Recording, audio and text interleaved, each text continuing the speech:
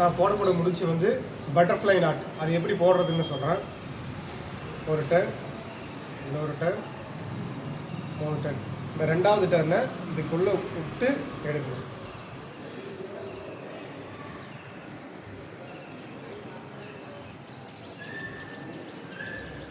Tight பண்ணிங்கன்னா இங்கே பாருங்கள் பட்டர்ஃப்ளை மாதிரி தெரியுங்களா. இது வந்து பட்டர்ஃப்ளை நாட். இது எதுக்கு பயன்படுதுன்னா ஜிப்லைனுக்கும் பயன்படுத்தும்.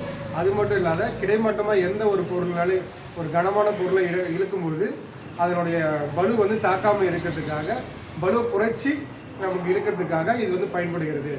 அது மட்டும் இல்லாமல் இந்த பட்டர்ஃப்ளை நாட் வந்து ரன்னிங் பவுலிங்காகவும் யூஸ் ஆகும். அது எப்படின்னு காட்டுற மாதிரி